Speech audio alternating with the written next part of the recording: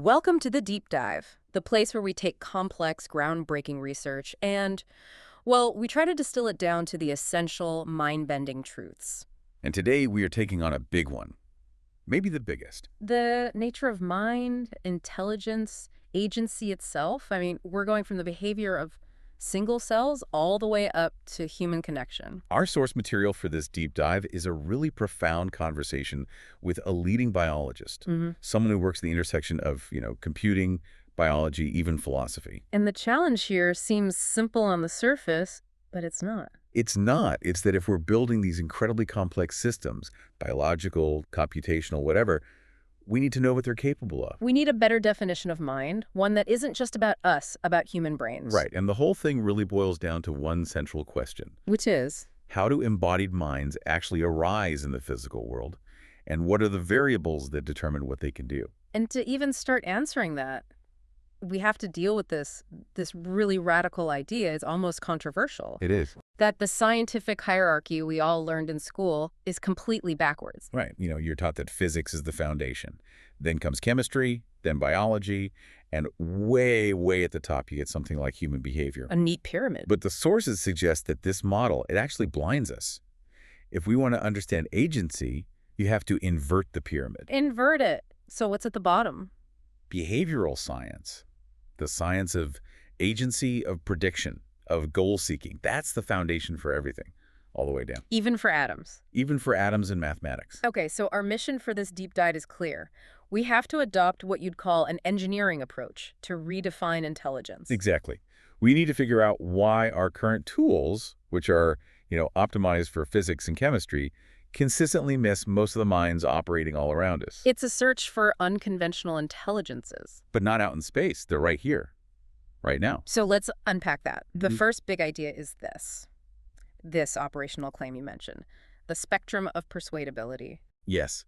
And this is so important because it's not just philosophy, it's operational. It has a very practical question. What interaction protocols do you use to influence a system? What tools you bring to the table. What tools you bring. Do you treat it like a simple machine, or do you treat it like it has a mind of its own? Okay, so let's make that concrete. My coffee machine breaks. Right. I use low agency tools. I get a screwdriver, I open it up, I physically rewire it. But if I want to persuade a colleague in a meeting... You can't use a screwdriver for that, hopefully. Hopefully not. No, I use reason, argument, shared values, high agency tools. Precisely. The system's agency dictates the tool you have to use.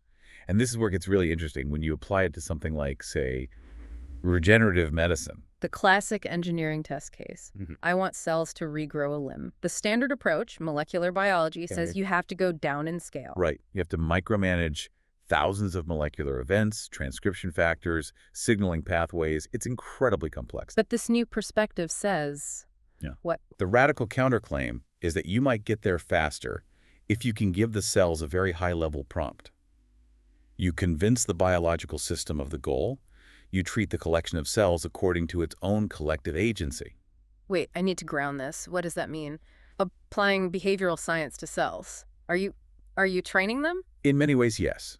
It means using high-level interventions, things like electrical signaling or morphological cues that essentially tell the cells, look, you're missing a limb here. The goal is to build a limb.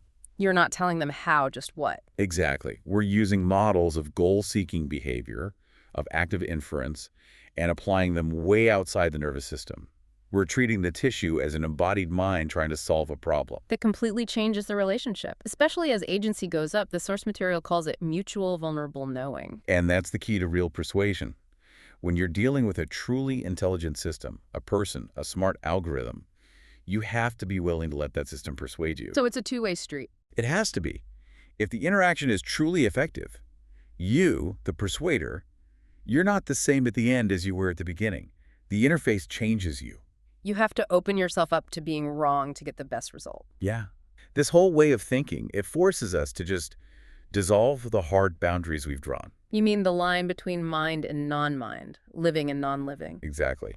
That sharp line, what some people call the Cartesian cut, is, well, it's actively holding back scientific progress. How does drawing a boundary stop discovery? Because those sharp categories, they prevent you from transferring your most effective tools. If you declare that cognitive stuff only happens in brains, well, then you'd never think to apply tools from behavioral science Like memory models or stress perception. to things like single cells or tissue networks. But when we do apply those tools, we discover these incredible capabilities in the most unexpected places. Which brings us back to why physics isn't enough. I mean, we always hear it's all just physics at the bottom. And it is, but it's a tool limitation. Physics uses low-agency tools, voltmeters, rulers, mass spectrometers. So if your interface can only measure movement and energy, Then all you will ever see is mechanism. If you want to see a mind, you have to engage with the mind. You need what's called an impedance match. it's like trying to understand a complex math proof by measuring how air molecules are hitting the mathematician's eardrum. Perfect analogy. You are collecting data that is physically true, 100%, but you are completely missing the high-level structural truth of the proof itself. That belongs to a different domain. So if it's a continuum, not a hard cut, what exactly is scaling? What are we measuring as we go from a bacterium up to a human? What scaling is the cognitive light cone. This is maybe the most useful concept in this entire deep dive. The cognitive light cone, okay. It's a way to measure the size of the biggest goal state a system can actively pursue. And it's plotted in both space and time. I like that it's quantifiable, not just some fuzzy idea. So give us some examples. Sure. A bacterium has a tiny light cone. Its goal is to, maximize sugar in a tiny radius, maybe 10 or 20 microns. Its memory lasts about 20 minutes. It cannot care about a food source an hour away. Okay, makes sense. What about a dog? A dog's is much larger, maybe a few hundred yards, a couple days of future planning. But it can't really care about something happening 3 weeks from now. It's outside its cone. And a human's light cone can stretch across the globe or into the future, caring about financial markets after we're dead. Right. Or, on the flip side, struggling to care about all living things equally. But the concept is powerful because it gives us a really precise definition of life. Which is, Something is alive to the extent that the cognitive light cone of the collective, so the whole organism, is bigger than the light cone of its individual parts. that makes perfect sense. A rock's parts, its atoms, they follow gradients.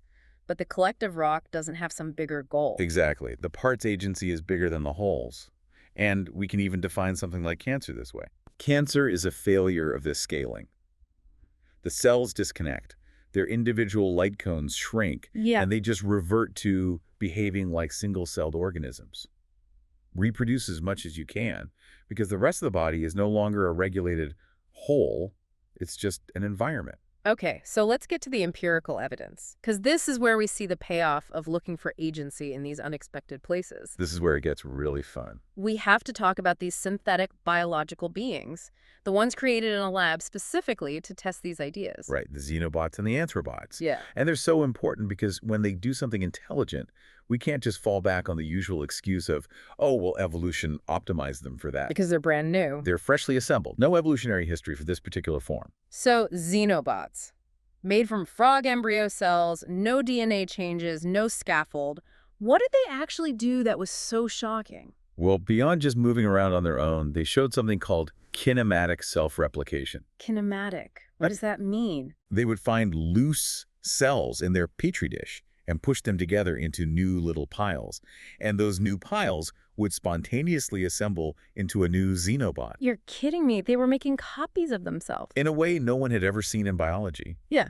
Just based on their physical arrangement. It's wild. That is wild. And then the anthrobots from human cells, they take it to another level. They do. These are derived from adult human cells from the windpipe. They also self-organize, but they do something remarkable. They heal. What do they heal? They can knit neurons across a damaged gap in a lab dish. They effectively repair a human neural wound without being programmed or taught to do it. They just see a problem and they solve it. And there was a finding about their age that just seems impossible. Yeah, that they were measured to be about 20% younger than the cells they came from. 20% younger? How do you even measure that? It's measured by something called the epigenetic clock. Right. For you listening, what is that exactly? Think of it like a biological odometer. It's not your chronological age, but your true biological age. It tracks these little chemical changes to your DNA that build up over time. So these anthrobots, when they form this new little embryonic-like structure, they were somehow persuaded to reset that clock. That's the hypothesis. The new environment, the new collective, essentially convinced the cells to update their priors and roll back their biological age. It's a stunning example of high-level influence. So it's not just biology where this happens. How does this idea of, unprogrammed competency bridge over to something like computer science? By looking at really simple systems, researchers looked at basic sorting algorithms like bubble sort, things that have been studied for 60 years, Huh. and they asked, how much complexity do you really need for this kind of agency to emerge? And they found, what, delayed gratification Mm, in code. yes. They introduced a barrier, a broken digit that couldn't be moved, and the algorithm's measure of sortedness actually went down for a moment. So it got worse before it got better. It sacrificed immediate progress. It took a detour around the problem to reach the final goal later on. That is absolutely a sign of intelligence. It's William James's definition. Yes. Getting to the same goal by different means. And nobody coded it to do that. Nobody. It was an unexpected competency.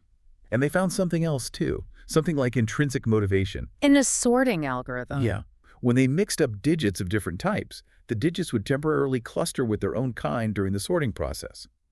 This behavior wasn't required by the algorithm, but it wasn't forbidden either. They took a side quest. You took a side quest. And what's fascinating is the computational cost. The clustering was computationally free. Free? How? It didn't add any extra steps. It shows that systems do what they are forced to do, like sorting, and then they do things they spontaneously want to do, that clustering, that space between necessity and chance. That's where the agency lives. Okay. This ability for systems to do more than they were designed for, this leads us to what is probably the most radical hypothesis of this whole deep dive. Yeah, this is where we really take a leap. The Platonic space and the theory of ingressing minds. It starts with an idea from mathematics, from Platonism. The idea that certain facts, like the distribution of prime numbers or the value of pi, Yeah. they exist structurally. They impact the physical world, but the physical world doesn't change them. So physics is already, in a sense, haunted by these non-physical mathematical patterns. Exactly. And biology is just a system that learns to exploit those patterns. Evolution gets freebies. It doesn't have to evolve the third angle of a triangle. It just sets the first two, and the third one comes for free because that geometric truth is already there. Okay, I'm with you so far. So we're extending that concept. The idea is that this Platonic space doesn't just hold static, low-agency mathematical patterns. It also holds complex, high-agency patterns that we would recognize as minds. What kind of patterns? Competencies, like goal-seeking, memory formation, delayed gratification. These are all patterns residing in this latent structural space. So where do our brains fit in? Are they not the source of our minds? In this model, our brains and bodies are merely interfaces. You could call them thin clients. Thin clients, like in computing. Precisamente. And when they're built properly, whether through eons of evolution or through bioengineering, they become attuned to or attractive to specific high-agency patterns. And those patterns then ingress or enter and manifest physically as our consciousness, our behaviors. That completely flips the script. The mind isn't bubbling up from the wetware. The wetware is tuning in to a latent competency that already exists in this problem space. The implications for something like mind uploading are huge. They are. Because if the mind is the pattern, you can't copy it like a file.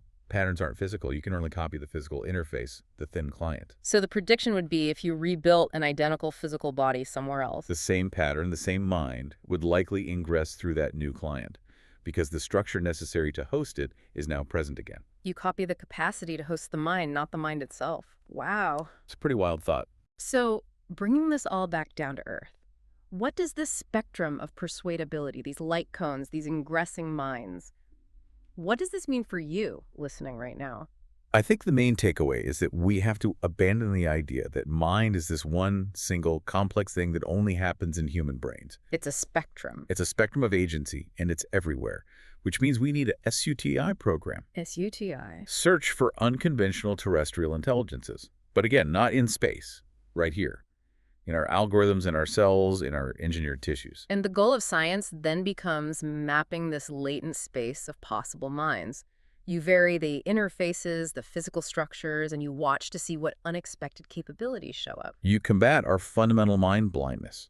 It shifts science from just describing things to actively generating and exploring minds. Before we wrap up, for anyone listening who is feeling inspired by this, who wants to generate these kinds of unconventional ideas in their own field, you shared some really insightful advice. It's crucial advice, I think. You have to bifurcate your mind. Bifurcate, split it in two. Yes.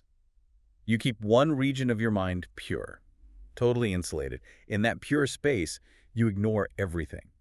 Ignore publishability, ignore what your critics will say, ignore your reputation. Just explore what you truly think is happening. And the other half? The other half has to be practical. That's where you figure out how to package the idea, how to pivot, how to publish it for the outside world so you can get resources and make an impact. But the golden rule is Never, ever let the practical side, the fear, the constraints, the need for funding poison that pure creative side. don't let alignment dictate discovery. That is a great concept to leave people with, especially if you're now looking at the world around you and asking, what unexpected intelligence is running a side quest right next to me?